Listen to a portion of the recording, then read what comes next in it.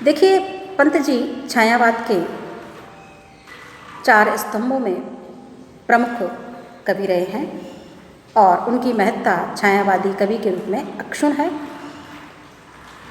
छायावादी युग में उन्होंने हिंदी कविता को एक नई अभिव्यक्ति और भंगिमा प्रदान की। उनके काव्य में हमें गीतात्मकता दिखाई देती है जो अत्यंत दुर्लभ है।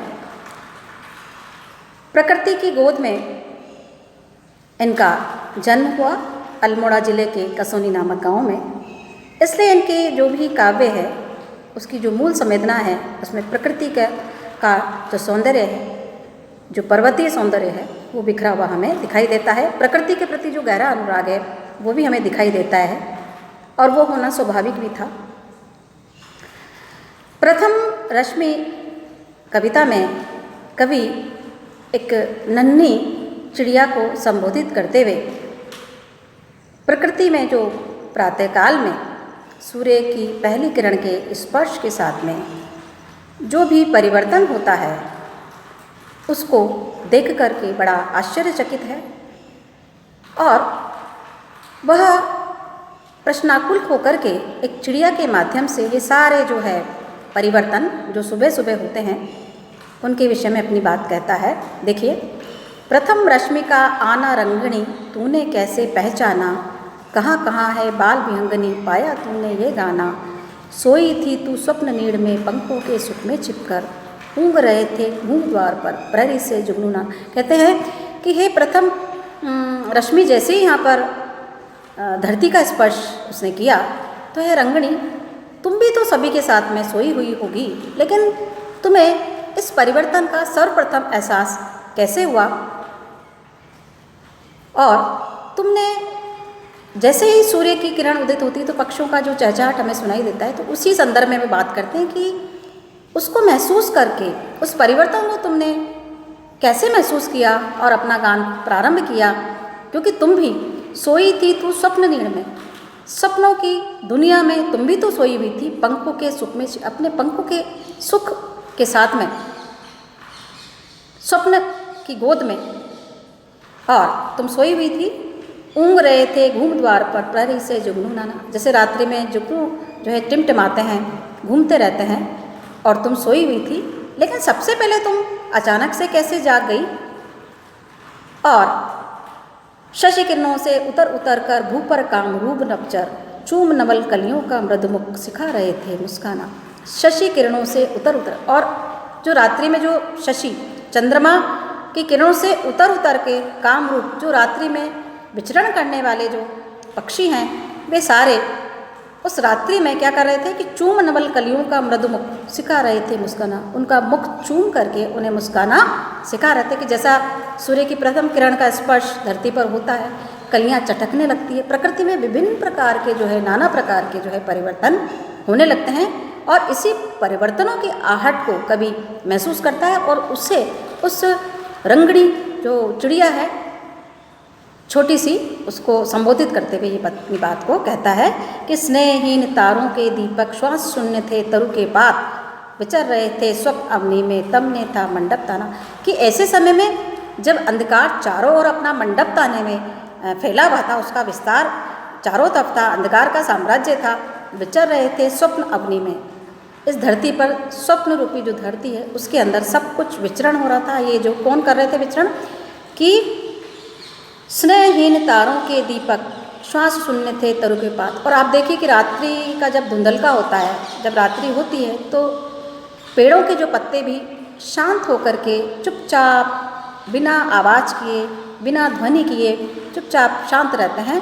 तो जब सब कुछ शांत था, सारी प्रकृति शांत थी, फिर अचानक से जो प्रथम किरण जो का स्पर्श है वो तुझे कैसे पता चला, तुमने कैसे पहचाना, यह एक प्रकार से संदेश भी देती कि हम सबको जो है सावचेत और सावधान रहना चाहिए, जागरूक रहना चाहिए हर समय।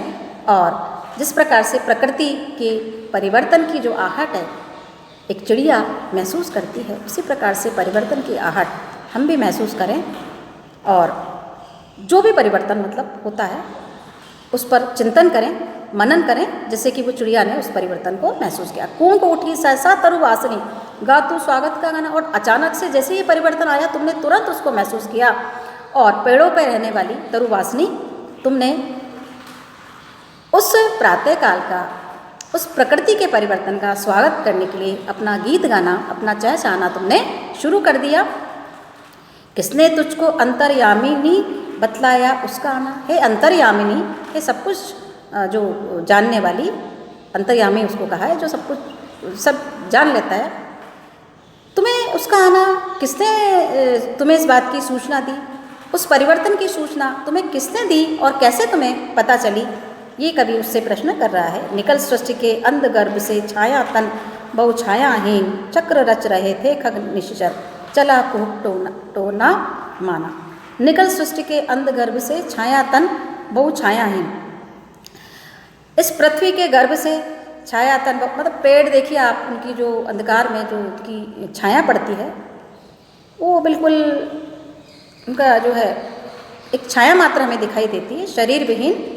चक्र रच रहे थे खल निश्चर, और रात्रि में जो विचरण करने वाले जो दुष्ट हैं, वो उस समय विभिन्न प्रकार की चाल चल रहे थे। लेकिन जैसे ही सुबह हुई, प्रातःकाल हुई और प्रथम रश्मि ने इस अपनी किरण से इस धरती को स्पर्श किया, छुआ, चला कूक टोना माना। कोयल कूक उठी और ये एक प्रकार से टोना। छिपा रही थी मुख शशि बाला, निशि के श्रम से हो श्रीहीन, कमल क्रोड़ में बंदी था अली कोक शोक से दीवाना। कोक पक्षी, चकवार चकवी जो है, ऐसा माना जाता है कि रात्रि में बिछुड़ जाते हैं, वो शोक में डूबा हुआ था कमल क्रोड़ में, और भंवरा भी कमल की गोद में बंद था, क्योंकि जैसे ही सुबह होगी तो वो कमल खिल उठते हैं। ये सारे प्रकृति के जो है स्वाभाविक जो परिवर्तन को यहाँ पर इस माध्यम से कवि पंत ने चित्रित किया है। छिपा रही थी मुख शशि बाला, निशि के श्रम से हो श्रीहीन, और रात्रि जैसे होती है तो शशि बाला, निशि के श्रम से हो श्रीहीन। रात्रि में जो है ऐसा लगता है कि श्रम से जो थके हुए जो लोग हैं विश्राम करते हैं, नींद में की गोद में सो जाते हैं, नींद के आगोश में समा जाते हैं, मतलब आराम का समय होता है रात्रि का। और ऐसे समय में मूर्छित थी इंद्रियां, स्तब्ध जग, जड़ चेतन सब एकाकार। और उस समय रात्रि के समय सब जड़ और चेतन एकाकार हो जाते हैं, क्योंकि वो आराम की अवस्था का समय होता है। सारी इंद्रियां बिल्कुल शांत और सुप्त सी हो जाती है मानव की, क्योंकि श्रम से थका हुआ मानव रात्रि में स्वप्न की जो है गोद में, निद्रा की गोद में स्वप्न देखता हुआ आराम पाता है। ऐसा समय शून्य विश्व के उर में केवल सांसों का आना जाना। और केवल जीवंतता किस बात से पता चलती है रात्रि में, कि उसकी जो श्वास है आती जाती रहती है, बाकी सारी इंद्रियां जो है उस समय शिथिल हो जाती है, क्योंकि वो उसके विराम का समय होता है। और ऐसे में जो सुबह जब एकदम से हुई और प्रातःकाल जो सूर्य की किरणों का या प्रथम रश्मि का जो स्पर्श था, वो तुमने कैसे पहचाना, क्योंकि सब तो शिथिल इंद्रियों के साथ सोए हुए थे, है ना। तूने ही पहले बहुदर्शनी गाया जागृति का गाना, और सुख सौरभ का नव चारिणी बुत दिया ताना बाना। और तुमने चारों तरफ सौरभ फैला दिया, ये सुगंध फैला दी, और चारों तरफ जो तुम्हारी जो गूंज थी, तुम्हारा जो कूकना था, उसने सबसे पहले ये जागृति का गीत गाया, ये जागरण का गीत गाया। एक तरह से ये एक संदेश भी है जागृति का, जागरण का, कि जो सोया हुआ मनुष्य है, जो आलस्य की निद्रा में सोया हुआ है, उसको जगाने के लिए भी ये गीत एक प्रेरक का काम करता है, एक संदेश प्रदान करता है कि जो आलस्य की निद्रा में सोए हुए हैं उन्हें सावचेत रहना चाहिए। ठीक है, आराम के समय तो हम आराम करें, लेकिन जब हमें कर्म की ओर अग्रसर होना है तो हम तत्पर रहें, जागरूक रहें, ऊर्जावान बने रहें और अपने आलस्य भाव को त्यागें और कर्मशील बने और विकास के पथ की ओर गतिमान रहे। ये संदेश भी ये कविता हमें प्रदान करती है। निराकार तम मानो सहसा ज्योति पुंज में हो साकार, बदल गया दुर्ज जगत जाल में धर कर नाम रूप नाना। और इस प्रकार से जैसे ही प्रातः हुई, विभिन्न प्रकार के प्रकृति ने रूप धरे और विभिन्न प्रकार का नामकरण वहाँ पर हुआ। निराकार तम मानो, और जो अंधकार आकार विहीन था चारों तरफ, जैसे ही सूर्य उदित हुआ सारी चीज़ें आकार लेने लगी और वो साकार जो है हमारे सामने पूरी प्रकृति का सौंदर्य वैभव हमारे सामने उपस्थित हो गया। सिर उठे पुलकित हो द्रुमदल, सुप्त समीरण हुआ अधीर। और समय क्या हुआ देखिए आप, परिवर्तन एक और, सिर उठे पुलकित, और जैसे ही किरण आई, स्पर्श हुआ, सारे पत्ते सहसा जो है सिहर करके सावचेत हो गए, खिल उठे एक तरह से। और सोया हुआ जो समीर था वो भी व्याकुलता उसमें आ गई, और वो अधीर होकर के मंद मंद जो पवन है वो भी बहने लगी। छलका हास कुसुम अधरों पर हिल मोती का साधन। आप देखिए कि प्रकृति में जो परिवर्तन थे, छोटे छोटे बिल्कुल सूक्ष्म परिवर्तन है, सूक्ष्म उपमान और बिंबों के साथ में कवि ने यहाँ पर अपनी बात को प्रस्तुत किया है, उन परिवर्तन को चित्रित किया है, बिंबायमान किया है, हमारे समक्ष जीवंत कर दिया है। कि जैसे फूलों के ऊपर ओस की बूंदे, पत्तियों के ऊपर ओस की बूंदे, घास के ऊपर ओस की बूंदे जो मोती का स्वरूप लेती है, मोती के समान दिखाई देती है, वो सब परिवर्तन प्रातःकाल में दिखाई देते हैं। खुले पलक फैली स्वर्ण छवि, खिली सुरभि डोले मधुबाल, स्पंदन कंपन ओ नवजीवन, सीखा जग ने अपनाना। और इसी प्रकार से इस प्रकृति के इस परिवर्तन को सभी ने अपनाया। सब जगह कंपन, स्पंदन, गतिशीलता, जीवंतता आ गई। मतलब जो अंधकार में सारा समस्त संसार और सृष्टि डूबी हुई थी, उसमें एक प्रकार से एक ज्योति का पुंज प्रविष्ट हुआ किरणों के माध्यम से, और सब जगह एक उत्साह का संचार हुआ। और इसको उस रंगिणी ने, उस चिड़िया ने सबसे पहले पहचाना, और उस परिवर्तन के संकेत को अपनी चहचहाट, अपने गाने के माध्यम से संपूर्ण जग को सूचित किया। प्रथम रश्मि का आना रंगणी, तूने कैसे पहचाना, कहाँ कहाँ है बाल व्यंगनी, पाया ये स्वर्गिक गाना। प्रश्न करता है कवि, प्रश्नाकुल है, वो कहता है कि हे रंगिणी, हे बाल व्यंगनी, तूने सर्वप्रथम जो है इस परिवर्तन को कैसे महसूस किया, इसे तूने कैसे अनुभूत किया। सचमुच उसे बड़ा आश्चर्य है, और वो उससे प्रश्न करता है। इस प्रकार से कवि पंत ने प्रथम रश्मि, रश्मि माने किरण, उसके माध्यम से जैसे ही प्रथम रश्मि जो है सूर्य की धरती का स्पर्श करती है, तो प्रकृति में जितने भी परिवर्तन, जितने भी जो सौंदर्य के जो है वस्तुएं हमें दिखाई देती है, चाहे वो फूलों के अंदर हो, जैसे भंवरा कमल की पंखुड़ियों में बंद रहता है, फिर वो प्रातःकाल वापस गुंजार करने लग जाता है। चकवा चकवी का यहाँ पर आया उल्लेख, वो जो है रात्रि उनको श्राप ऐसा माना जाता है कि वो बिछुड़ जाते हैं और सुबह मिल जाते हैं।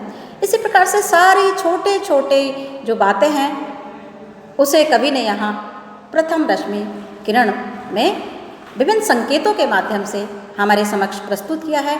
और उसमें हम एक संदेश, ये समसामयिक संदर्भों में हम इस कविता को ले सकते हैं कि कवि यहाँ पर विभिन्न प्रकार के परिवर्तनों के माध्यम से हमें ये भी सूचित करता है कि जिस प्रकार से प्रकृति में जो परिवर्तन एक छोटी सी चिड़िया पहचान लेती है, उसी प्रकार से मानव जीवन में जितने जो कुछ भी परिवर्तन हो रहे हैं उन्हें हम चेतना के स्तर पर, अनुभूति के स्तर पर महसूस करें, और जो सकारात्मकता है उसका निर्वहन करते हुए, जो सकारात्मक ऊर्जा है जो हमारे जीवन को गति प्रदान करती है, उसे अपनाते हुए हम अपने आप को आगे बढ़ाएं, और इन सब से एक सीख लें। यही संदेश प्रथम रश्मि किरण के माध्यम से मैं जो यहाँ पर इस कविता में दिखाई देता है।